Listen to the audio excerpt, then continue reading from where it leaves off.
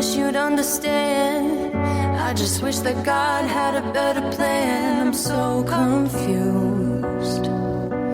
I need a redo.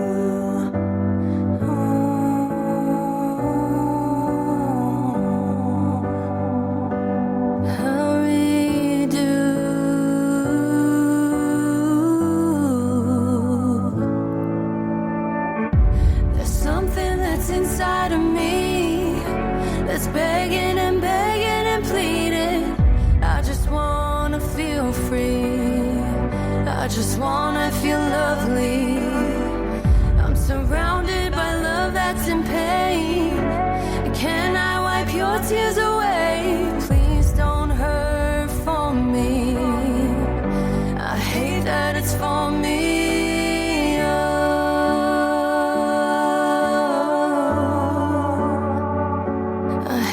It's for me. Hi, welcome to the MS Michigan Man 64 podcast. Thank you to Amber Kay for that amazing introduction into the show. Amber Kay is warrior number 2. She is a singer-songwriter that wrote I Hate That It's For Me. Please check out her episode. Me and Amber have teamed up just to try to help people understand what it's like living with a chronic disease and how you have to keep on fighting the fight every day. My name is Brian. I am the MS Michigan Man 64. Before I got diagnosed 28 years ago, I was playing football at the University of Michigan, and I went from living that lifestyle to 4 years after that being diagnosed with MS, and I talk about my journey as well as the journey of other chronic disease warriors around the world, just to try to help people understand what it's like, how it affects your mental health, how it affects your family, how it affects your career. Today, I am talking to an MSer from the state of Florida. Kelly was diagnosed with her MS in 2010, and she wanted to come on and talk about how she fights the fight with her MS. Please welcome to the podcast, Kelly. How you doing today, Kelly? Fine, thank you. How are you, Brian? I'm doing okay. So Kelly, I know you got your diagnosis in 2010, and I know you were searching for that diagnosis for about 9 years before that. Can you kind of take us through what kind of symptoms you were having and what threw the red flag up and what led to the diagnosis in 2010 that you had MS? Oh, Brian, let's just say that the journey was long and arduous. However, it was worth every minute of finally getting to that point of getting a diagnosis. It was relief, actually. I felt for like almost those 9 to 10 years that I was being overlooked by the medical community. I went through most every type of doctor that I could be referred to at the time. I went through a rheumatologist, a nephrologist, an orthopedist, anything that I could find to get some relief from the pain, the vision problems, the balance issues I was having. I was very much concerned as I was a new mother in 1997 to a very, very premature son. And it was more or less that I needed my quality of life back. I had a doctor that I had known very well, and he was concerned about my condition. And he did a little research and was trying to rule out some diseases, autoimmune diseases as well, and sent me through comprehensive blood panels and sent them to different doctors. And through the comprehensive testing, they found some markers, and he sent me to a rheumatologist. The rheumatologist found something called Raynaud's syndrome, but not primary. It was secondary, and they knew that there was a primary illness. They also found another blood clotting disorder that I have, and so he sent me on to more testing, and that sent me to a neurologist.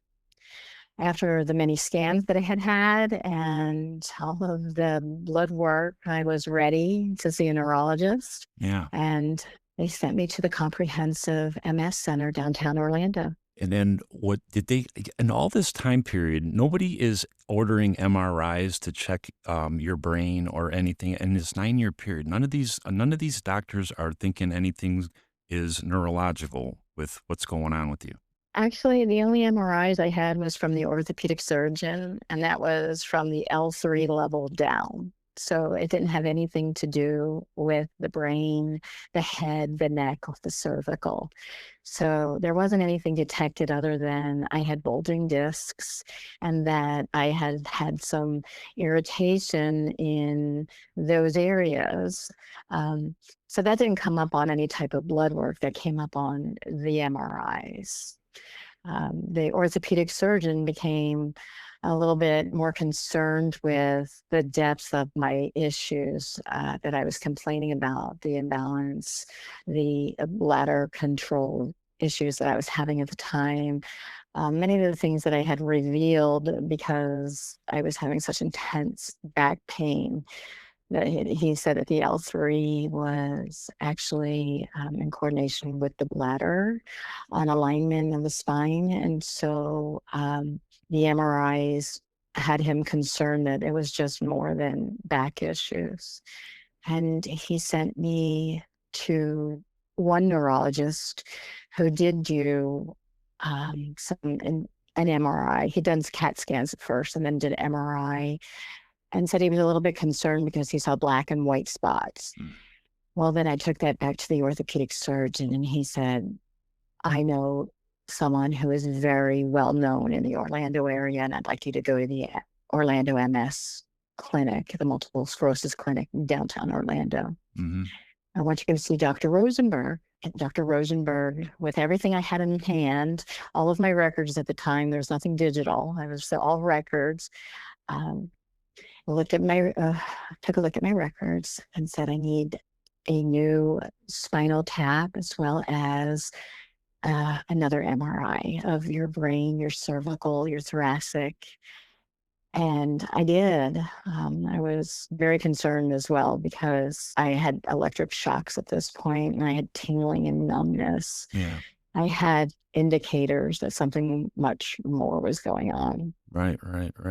So then you're finally told that after they did the MRIs and all that, this doctor finally came back and said, yeah, you do have MS. Yes, he sat me down and he said to me, Kelly, we through all of the blood work and the testing, they couldn't really find anything comprehensively that way other than some high markers in your T cells and so on and so forth. He said to me, but your O bands and your G bands are positive. Also, you have heavy lesions in your frontal lobe, your periventricular, as well as the pituitary, some in the cervical area, but we don't see anything lower than that area going into the thoracic at this point. He said you are in relapsing and remitting, and the issues that you are and have been dealing with are flares and flare-ups. Wow. So, okay, so you finally get an answer to what was going on with you and for the last 9 years. What were you relieved when they finally did tell you that you had MS, or how did you take the fact that you were told that you had multiple sclerosis? It was total relief because the sensitivity to so many things, including my environment, medications that I was being given, things that were only worsening the effects that I was already feeling.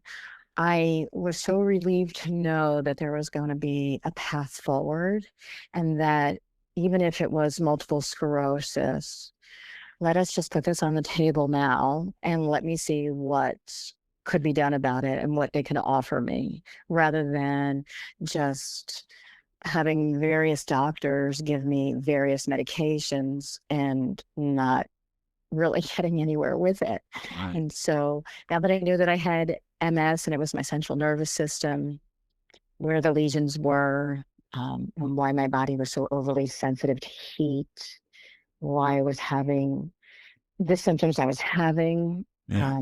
Yes, it was total relief. So you find, I mean, I get that because I know when I was 27 years old, when I was going through my symptoms and all that, and I just wanted answers. And when that doctor finally, he told me I had MS, I'm like, okay, great. At least I know what I have now. Now let's fix it. And then he told me, well, it's not fixable, it's chronic. And then I was like, holy shit. Did you even, because I didn't understand what MS was back then. Did you even understand what you were being told? Hey, you got MS. I mean, being that you had a medical background, you probably did, I would think. Well, I did work in the medical field for some time, with an associate with doctors and an association with doctors. And, I saw various different types of symptomatic people. They would come in and they would have one thing that led to another, and they were labeled with ALS, they were labeled with Parkinson's. And this was going back to, the early, 2000s. So I knew that you know, finding something that could help me was much better than suffering the way I was. Right. And that the doctors, once they had a diagnosis, they had a path to at least some sort of treatment that may lead to somewhat of a quality of life. And I was, at the time, as I said, I was 47 years old, and I only knew that I had a Vernad's secondary, so that was the reason why my hands were burning and peeling. I knew I had something called antiphospholipid. That was a blood clotting disorder. So these were all things that were in my immune system. My immune system was very low. I was in chronic fatigue, was hardly able to work. And it was as if I hit the lottery. I knew now, and going forward, I was going to have the answers. Yeah. And if I didn't have the answers, I was going to search further for answers from the doctors. Right. Yeah. Yes. Time. Yes. So what was the path that you went down as far as medications and all that? Because I know when I first got diagnosed, I went on a DMT right away. I was on Avonex. I failed on that. Then I went to Copaxone. What was the path that you were taken down with your neuro?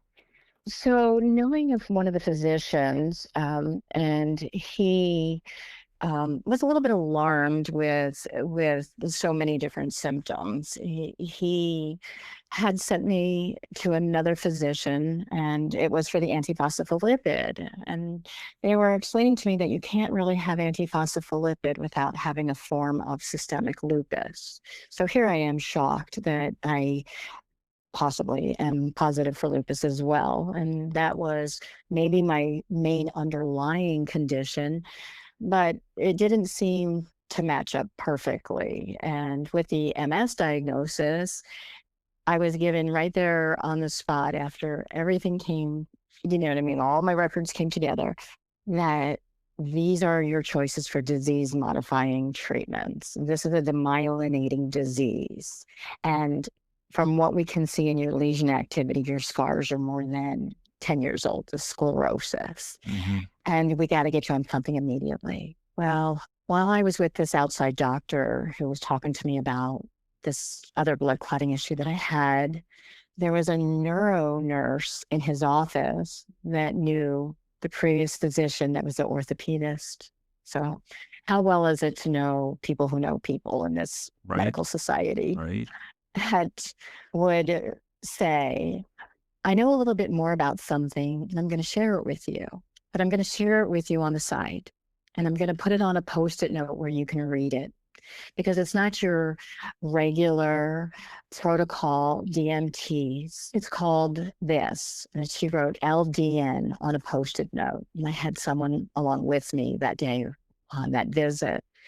And I asked her, what does that stand for, LDN? And she wrote at the bottom, low dose naltrexone. Mm-hmm. And I said, perfect. And she said, be an advocate for yourself. Go into some reading, advocate for quality of life. You could always start a DMT, but look into this. Yeah. She handed me the Post-it note, and I was on my way out the door after taking care of business with that medical receptionist. Yeah. So, okay. So now you got all the DMT information in front of you, and now you're getting told about LDN, which I'm actually familiar with LDN. I was actually on it for a while. So what did you even know what LDN was? And how did you learn about, actually, explain a little bit about LDN, because I know there's probably a lot of people that don't even know what it is, that are new in this journey. But kind of explain a little bit about LDN, Kelly. Okay, well, LDN, let me just preface it with it's been my life preserver. I'm considered secondary progressive multiple sclerosis at this time.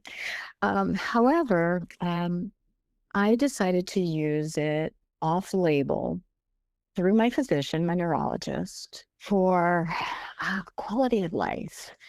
I read a lot of material that had to do with the disease modifying treatments. And I was offered several of them. And I asked if I would be able to try low dose naltrexone as more or less my trial drug, because all of them are trials anyway. Oh, yeah. Every disease modifying treatment, there is no cure. Oh, yeah. Let's just be honest. There's no cure at this point. So everybody who takes a DMT without having any formal, what we say, prognosis of you are going to be in a wheelchair, or this is what MS likes, or this is what your label is, why not try LDN prior to trying any of the current or progressive treatments? Because I would still be able to. So once I started low dose naltrexone, I was written for a very low dose. And it was through a pharmacy here, a compounding pharmacy that specializes in naltrexone and compounding it down into a lower microdose form. And it seems that it works by blocking the opioid receptors, and they are your pain receptors, as well as it is an immune modulating drug that also suppresses the endorphins for a period of time, up to 4 to 6 hours. Mm-hmm. And then when you have a resurgence of your endorphins, the blockade is open, which then pours a positive immune response into your body. And eventually, I find, for me personally, that being on LDN, when my receptors it creates a pain management of its own. It's like its own morphine. It's like its own opioid, because it's not only a pain blocker, but as it surges, it then begins to improve your immune system by modulating it, rather than take a DMT that suppresses. Yeah. You're in a constant state of suppressing the immune system. That's just fascinating. When I back in the 2000s, my first neurologist that I had, I think I was on to Sabri at the time. He actually introduced me to LDN. He's like, "Hey, Brian," he goes, "I want you to try this." So it was kind of like an add-on to my DNT. I was on it for about 3 or 4 months. The only reason that I stopped taking it was because of the cost. At that time, to go to a compounding pharmacy, it was like $60 a month, and I didn't have the extra money to spend on it. So I didn't give it that. But I know a lot of people that use LDN, and they get a lot of positive results from it. And it's another tool, and we're always looking for tools. And I just think it's fascinating that you chose to go that route and chose not to do the DMT route. And you've been doing it since '09 that way, and you're doing really, really well on it. It's an awesome story, Kelly, because, people, they need to know that there's more than one option to attack this disease. Yes, there is, Brian, that I have to tell you, naltrexone in high doses is often used for the opioid and addictive personalities with alcohol. But when microdosed from the 50 milligram tablet into a 0.5 or even up to 1 milligram, when you begin it, it begins to behave differently. And what it does is it regulates the immune system and the inflammation and the pain signaling. And so when it's temporarily put off, as I said, like a blockade, the brain acts differently. The immune system starts to respond with that rebounding effect, and your natural endorphins, are ready to come back, like with, as I said, the resurgence. And then it helps with the pain control, the immune system balance, the mood regulation, the tissue repair. And that is the benefit of LDN. And if you continue, most people think that if they don't get any type of good response, they get a few side effects in the first couple of weeks. Oh, this isn't working for me. Right. But actually, it is working. And what is going to happen is, for most people, it will help with your pain sensitivity, your energy, the inflammation of your brain. It appears to really calm, the microglia, like in glioblastomas. It's happened to be studied for now, and it seems to be working on cancer patients with glioblastoma. It's working in the the central nervous system, because it's overactive and we need it to be underactive. So LDN is helping regulate the central nervous system and the inflammation. So I would say that anyone who looks into low dose naltrexone need to do a deep dive. Their doctors or the neuros may not be into integrative or functional medicine yet, or at the time understand how LDN works, Mm-hmm. and believes that it's only for high levels. They may even try to prescribe 50 milligrams. And, anybody who gets a dosage that is so out of, the normal Right. for a microdose, Right. it won't behave the same. It will behave as if you're getting a drug for a narcotic. Right. And it's actually with the opposite what they want to do. The LDN works to lower, every bit of the inflammatory response in the T cells, and it reduces the autoimmune attacks on your own body. Yeah. I think it's fascinating. I actually, like I told you before we started this recording, I got a doctor's appointment with my neuro on Friday, and I'm actually going to talk to him about it and see if I can go back on it and just try it. I mean, because what's it going to hurt me if I get the right dose and it makes my legs feel a little bit better, it gives me a little bit more energy. It's another tool that I can use and to keep on fighting this disease. I've been doing it 28 years. I want to make it 29. So I'm looking for any way to, to keep on going. So as a secondary progressive patient, and as hearing you, you may use an aid at times. I'm not saying that I don't need an aid for balance at times. That's why I Right. actually created a blog. My neuro at the time told me, if you're not going to go on a disease modifying treatment and you are going to go the LDN route, there are many other, as you're saying, tools that we need to use in order to help this be successful. Right. And one of them was, he told me, I know this is outside of the realm of even the energy that you have, but if it is at all possible, you need to get yourself a dog. Yeah. And it's not only for the emotional comfort of not being alone, and it gives you a reason to be social. It's more for, you'll be exercising daily. Yeah. You'll keep your mobility.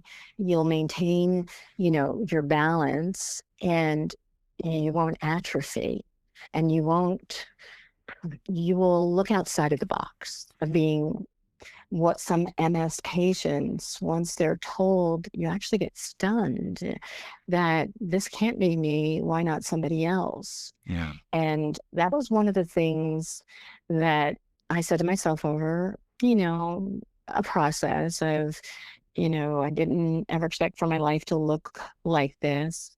However, with these tools that I have in my box, I'm thinking outside of the box, outside of disease modifying treatments that may have side effects for each treatment that I'll receive.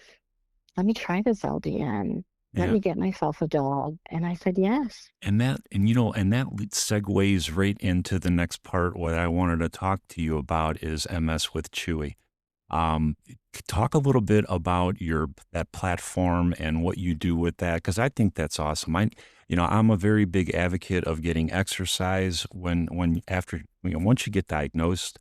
Exercise is important. Whether it's walking, getting to a weight room, if you're still able to do that, any kind of exercise.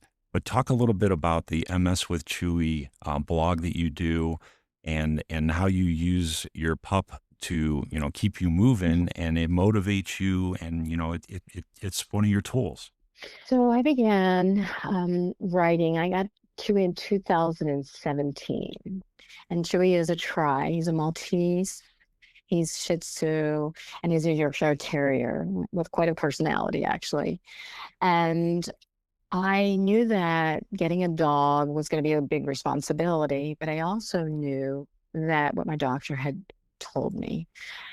Dr. Rosenberg had said to me, Kelly, the dog will be just amazing for you. And when I did acquire Chewy, Chewy came with a cart, and it was a walker, and it is a lifestyle walker. Actually, it can hold up to like 400 pounds. So, like I would always be able to walk Chewy, but he was able to sit in the cart while I walked. And I knew that exercise would be the best thing for me, as well as Chewy would keep me social. And by walking with Chewy, he would walk outside and he would put his feet back up on the basket when he was tired. That would keep me moving.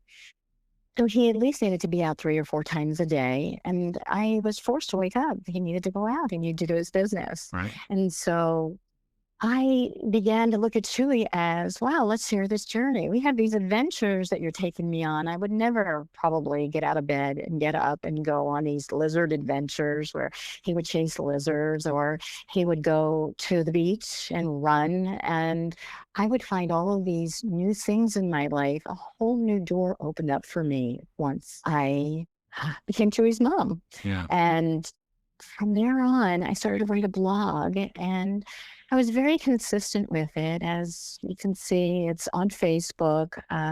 Some of it is pictured on Instagram. It's called Slipping into MS with Chewy. Chewy was not even 2 years old. He's closing in on 10 years old now. So we have adventures, how Chewy and LDN, a caring neurologist who really knew that I wanted quality of life over quantity of life.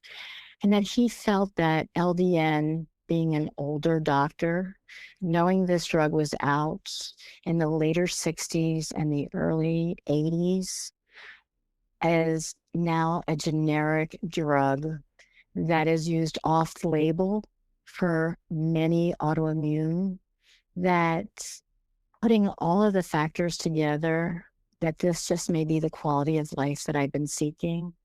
And I have to say, I thank God every day for LDN, for the doctors that helped me, for the nurse who wrote it on a Post-it note, and especially for Chewy, Yeah. because I have found a whole new way of navigating MS. It's just awesome, Kelly. If anybody wants to, I know let's talk a little bit about your women's Facebook page that you had, the group that you have, and the stuff that you do for people in the community with chronic illnesses. So back when COVID began in the 2020, I realized that MS had similarities to what we were all experiencing during COVID. It was invisible and it was isolating.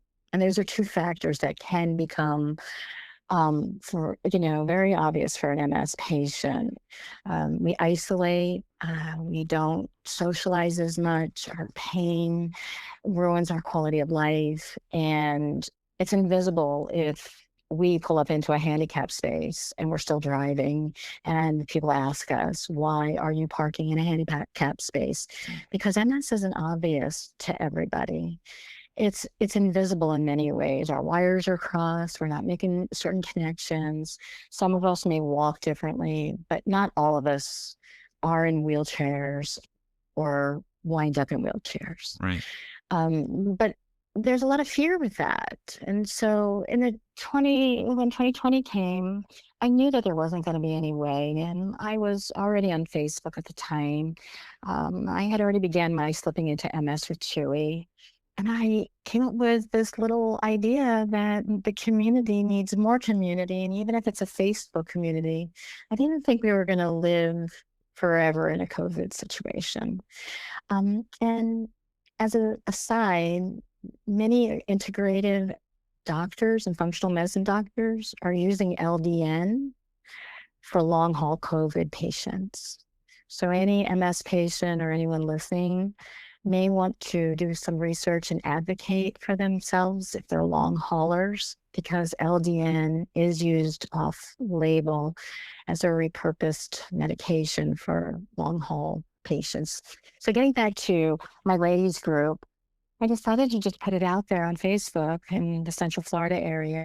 If ladies would like to have conversations about their lives, if they were, what they were experiencing, if they had illnesses, even if they didn't, what were their hobbies, what did they love to do, and just become social, and knowing that this community could work after we were pretty much released from this COVID pandemic. And it worked. I started out with just me, and as 5.5 years later, we have 3,000 active ladies and a group in Central Florida called #LadiesLife. And we all are over 40, but we all keep something in common. We are aging. We want to be active. We want to be exercising, as well as many of us have chronic illnesses. It's very hard to talk to other people that don't understand about chronic illnesses. They all want everything positive. And I believe that mindset matters. I believe that community matters. I believe that gratitude matters. And when you have a positive mindset and you put all of it together, all the factors together, it's what life is about. We're doing life together. We're not doing life independently as MSers or chronically ill patients. Yep. I totally agree with you, Kelly. I think that's awesome. The community is just important, just fighting this disease, because, most of the people that we're around normally don't have MS. They don't have whatever chronic disease we have, and they don't get it, and to find that community of people that understand it, they're there for you to pick you up if you need it, and for you to do stuff like that. I just think it's really, really awesome. And I will put all your links in the podcast description if anybody wants to connect with you, Kelly. And I just really appreciate you coming on to share your journey. Is there anything that you would want to tell anybody that is listening that might be new in their diagnosis and might be scared on how they need to just kind of just take a breath, and what would your advice be to them? Well, I was a long time MS patient that I choose to say that I'm Kelly living with MS. I have a wonderful husband who's my supporter. I pray that he never has to be my caregiver, but he does go over and above at any time that I need him to. I would say lose your fear of what MS is written out, being told to you, that you have to make a decision right away. I would say advocate for your health. Look outside the box. Not everything needs to be exactly as a doctor or MS researcher, and I don't discount them in any way or disrespect them. Mm-hmm. What I do is encourage you to take your life in your own hands for a short term. Advocate. Look into LDN, low dose naltrexone. Look at its history. Look at the scientists and the doctors that are trying to get medicines approved at this time. There are so many factors that will help you release the fear, because you could always use LDN along with a DMT if it's necessary. Mm-hmm. It's very difficult to get off the DMTs and just go for LDN. It takes a period of time. Of many side effects may have occurred over the years. with the side effects of DMTs because many have black box. Yeah. I do know that the last two that I have been asked to go on, they start with the M word. I look at it this way, as they do have recycled chemical chemo components in them. And I decided that that wouldn't be good for me either. I'd rather boost my immunity than suppress it. I'd rather let my body work for itself along with low dose naltrexone. And I would ask anybody that is looking for outside of the box answers to Yeah. give low dose naltrexone. Just give it a look at, give it a deep dive, take it to your doctor, be prepared with the paperwork. Um, if you have any of the abilities to have anybody advocate for you, if you can't advocate for yourself, hire an advocate, have them look into LDN for you. Yeah. I believe it's going to be something in the future that will be in the healing, A little more kind of healing mainstream. process, Yeah. a little bit more mainstream, outside of the functional. I have to say this is in closing. I have taken my primary care medicine doctor who had a straight edge mentality to now being an integrative functional primary care and is prescribing LDN for me instead of the neurologist who would prefer me to be on DMT and has refused to write LDN for me. Wow. It's just, So that is big. That is big because there are doctors who don't know enough about LDN. yeah. And I believe that doing your own homework will be of great benefit for you. Absolutely. I agree with every single thing you said, Kelly. This is your journey, man. You got to advocate for yourself. And, if this is something, you do your homework. Everybody, I've never done anything without doing my research on it. And because I want to make sure that I'm doing what's right for me. But I mean, this is another tool out there. It's out there, and there are doctors that'll write scripts for it. And like I said, I'm going to be talking to my doctor on Friday. I'm going to revisit it. And I really appreciate you coming on, Kelly. I will definitely invite you back on in the future. I love talking to you. I really appreciate everything that you told me today about LDN. Hopefully this will help somebody just to understand it a little bit better, that we have choices. You gotta figure it out. But I really want to thank you for coming on, Kelly. Yeah, thank you very much, Brian. I appreciate it. And give it a little bit give LDN a little bit of time. Just don't quit it. It's a low and slow process.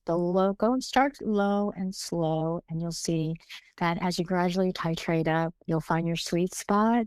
And then if it's too high, your body will know. And if it's too low, your body will know. And right when you find that fine-tuned middle, that's when you'll begin to feel very well.